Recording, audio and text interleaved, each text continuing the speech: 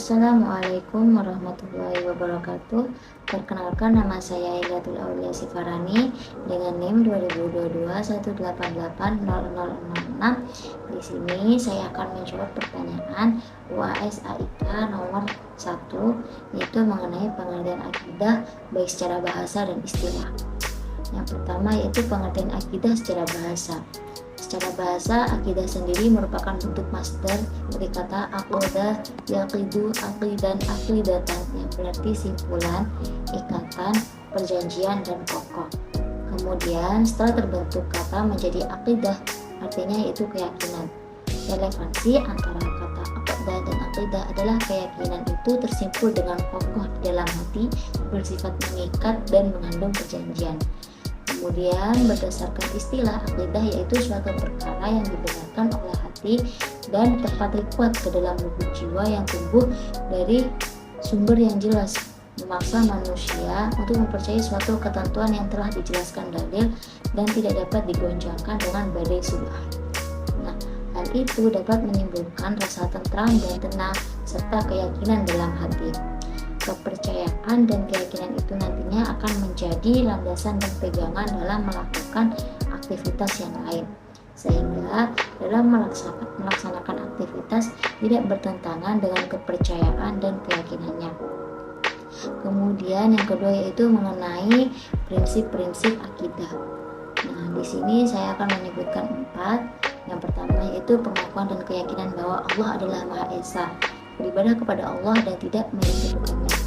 Nah, di sini terdapat berbagai dalil yang menyebutkan Allah itu Esa. Namun di sini saya akan menyebutkan salah satu dalil yaitu pada Quran surah Al-Hajj ayat 34 yang berbunyi A'udzu billahi minasyaitonir rajim. Bismillahirrahmanirrahim. Walikulli ummatin ja'alna mansakan liyadhkuru ismallaha ala ma razaqahum min bahimatil an'am fa ilahukum ilahun wahidun falahu aslimu wa basyiril mukhbitin, yang artinya, dan bagi tiap-tiap umat yang telah kami syariatkan penyembelihan kurban supaya mereka menyebut nama Allah terhadap binatang ternak yang telah direzekikan Allah kepada mereka, maka Tuhanmu ialah Tuhan yang Maha Esa. Karena itu berserah dirilah kamu kepadanya dan berilah kabar gembira kepada orang-orang yang tunduk patuh kepada Allah. Kemudian prinsip yang kedua yaitu pengakuan bahwa para nabi telah diangkat dengan sebenarnya oleh Allah untuk menuntun umatnya. Keyakinan bahwa para nabi adalah utusan Allah sangat penting, sebab kepercayaan yang kuat bahwa nabi itu adalah utusan Allah mengandung konsekuensi bahwa setiap orang harus meyakini apa yang dibawa oleh para rasul utusan Allah tersebut berupa kitab suci. Keyakinan kebenaran kitab suci menjadikan orang memiliki pedoman dalam menjalani kehidupan di dunia ini. Nah, di sini tercantum pada Quran surah Al-Imran ayat 81 yang berbunyi A'udzu billahi minasyaitonir rajim. Bismillahirrahmanirrahim. Wa id akhadallahu mitsaqan nabiyyina ataitukum min kitabin wa hikmatin thumma ja'akum rasulun musaddiqun lima ma'akum la tu'minunna bihi wa la tansurunnah. Qala aqrartum wa akhadtum ala dhalikum isri. Qalu aqrarna.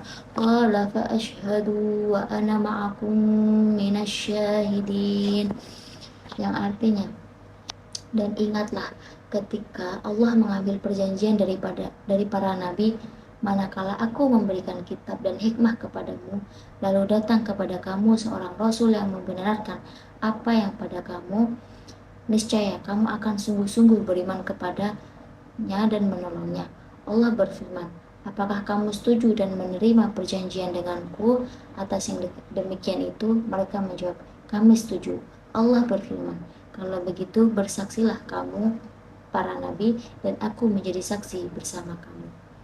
Kemudian yang ketiga yaitu prinsip mengenai kepercayaan adanya hari kebangkitan.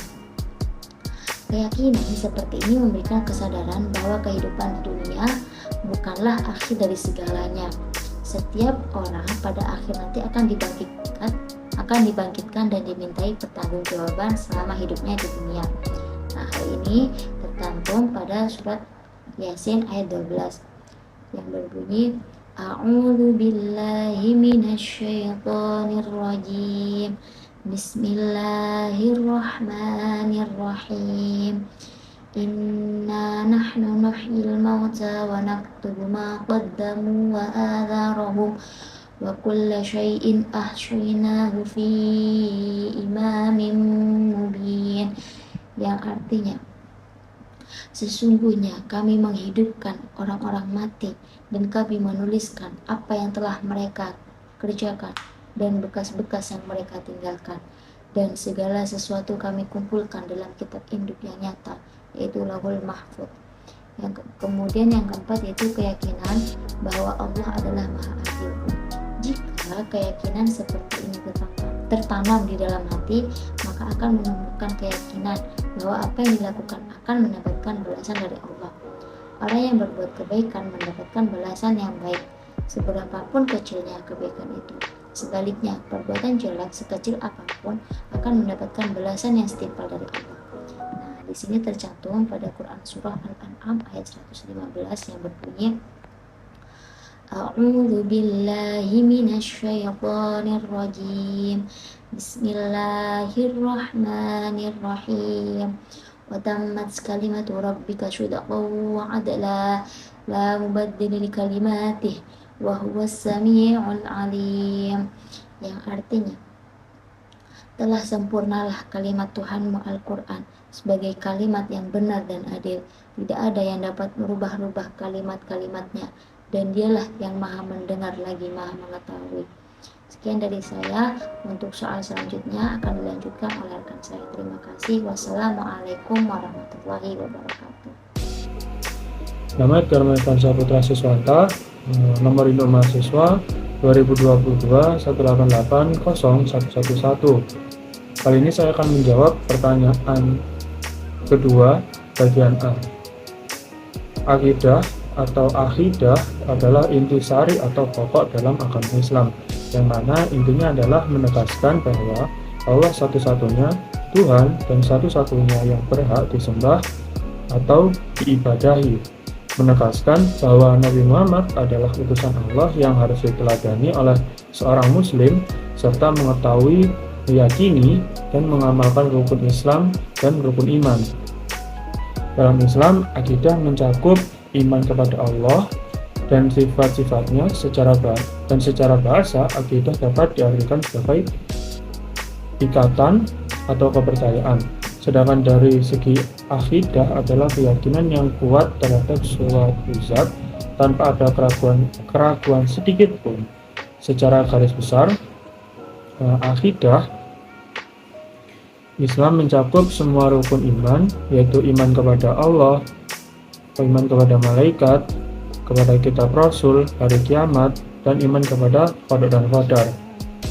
Pada hakikatnya, pengertian akidah adalah suatu keyakinan tertentu tanpa diragukan sedikit pun. Oleh karena itu, berpegang kepada akidah yang benar merupakan kewajiban bagi umat Islam. Sekian, wassalamualaikum warahmatullahi wabarakatuh. Baik, sebelumnya perkenalkan, nama saya Aras Sabik Khairuddin dengan NIM akhir 018. Di sini saya akan menjawab soal nomor 2 yang B. Apa yang dimaksud dengan syirik dan syirik modern? Dan bagaimana cara menanggulanginya? Jelaskan. Syirik itu berarti menyekutukan Allah, ya. Merupakan menyamakan selain Allah dengan Allah dalam hal rububiyah atau uluhiyah. Kemudian sekarang ada syirik zaman modern, adalah perbuatan yang menyekutukan Allah yang tanpa terasa kita sadari, namun banyak sekali yang melakukan dan secara terang-terangan. Hal tersebut dilakukan umat beragama Islam sendiri. Sangat-sangat disayangkan. Baik, Kemudian bagaimana cara yang dapat dilakukan untuk menanggulangi perbuatan syirik pada zaman modern? Jadi yang pertama yang jelas mendekatkan diri kepada Allah Subhanahu wa taala agar terhindar dari syirik. Karena dengan kita mendekatkan diri kepada Allah Subhanahu wa taala, iman kita tambah, kepercayaan kita terhadap Allah itu bertambah, otomatis kita tidak akan melakukan syirik. Nah, selain itu dapat membina generasi muda agar paham tentang syirik sehingga tidak melakukan perbuatan syirik. Kemudian memperbanyak syiah dakwah agama kepada masyarakat awam sehingga mereka tidak melakukan perbuatan syirik.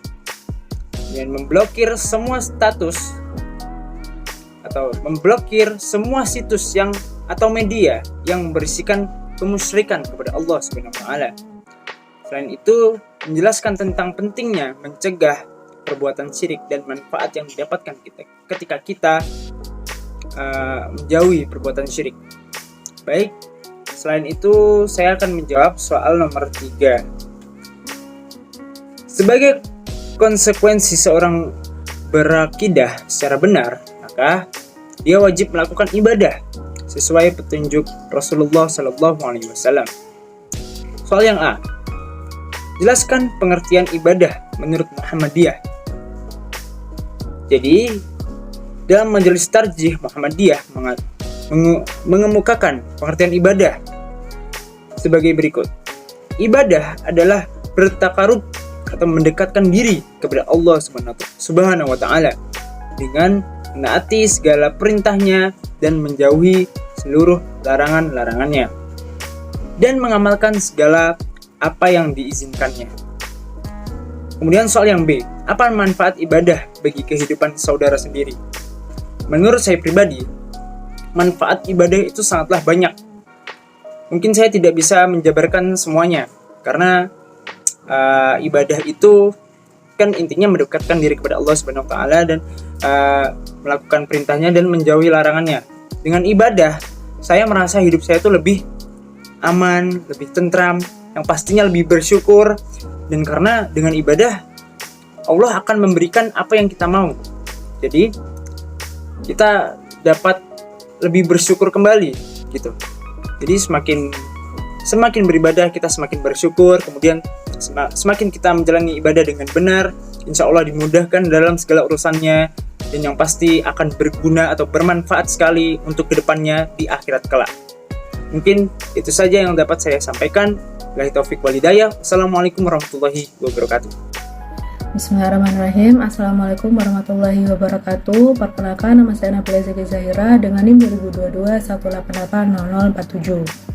Di sini saya akan menjawab pertanyaan Aika nomor 4. Nah, mengenai sering terjadi polemik tentang jumlah rakaat dalam sholat tarawih pada bulan Ramadan antara 11 dan 23 rakaat.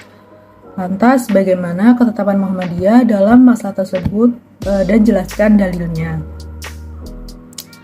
Nah, di sini Muhammadiyah memilih mengikuti tata cara yang telah dilakukan oleh Rasulullah SAW. Nah, di sini Rasulullah SAW telah mencontohkan sholat tarawih itu dengan 2 macam pilihan caranya. Yang pertama, tarawih dengan 4-4-3 rakaat. Pilihan pertama, Muhammadiyah menggunakan formasi 4 rakaat, dan 3 sholat witir. Berdasarkan hadis riwayat Bukhari dan Muslim dari Ibunda Aisyah radhiyallahu anha yang berbunyi, Nabi SAW tidak pernah melakukan sholat sunnah pada Ramadan dan bulan lainnya lebih dari 11 rakaat. Beliau sholat 4 rakaat dan jangan engkau tanya bagaimana bagus dan indahnya. Kemudian beliau sholat lagi 4 rakaat dan jangan engkau tanya bagaimana indah dan panjangnya. Kemudian beliau sholat lagi 3 rakaat yaitu witir. Nah, untuk cara yang kedua yaitu tarawih dengan 2-2-2-2-2-1. Hal ini berdasarkan hadis riwayat Muslim dari sahabat Ibnu Abbas yang berbunyi, aku berdiri di samping Rasulullah SAW. Kemudian Rasulullah SAW meletakkan tangan kanannya di kepalaku dan dipegangnya telinga kananku dan di telinganya. Lalu Rasulullah sholat 2 rakaat, kemudian 2 rakaat lagi, lalu 2 rakaat lagi, dan kemudian 2 rakaat. selanjutnya Rasulullah SAW sholat witir. Kemudian Rasulullah SAW tiduran menyamping sampai Bilal menyerukan azan. Maka bangunlah Rasulullah dan sholat 2 rakaat singkat-singkatnya. Kemudian pergi melaksanakan sholat subuh. Nah, hal tersebut melandaskan Muhammadiyah membandingkan hadis-hadis atau 2 hadis tersebut dan memilih 2 hadis ini, dan ditetapkan oleh Tarjih Muhammadiyah adalah 2 cara tadi. Maka untuk selanjutnya jadi warga Muhammadiyah bisa memilih salah satu dari 2 cara tersebut karena itu tanawu ibadah. Assalamualaikum warahmatullahi wabarakatuh. Nama saya Karmelvan Saputra Siswanta dengan nomor induk mahasiswa 2022 1880111.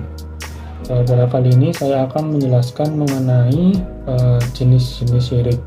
Sebenarnya jenis-jenis syirik jenis-jenis dari syirik ini banyak jenisnya.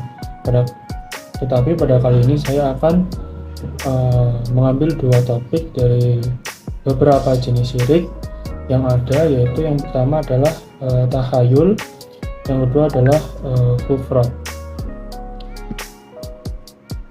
Kemudian penjelasan dari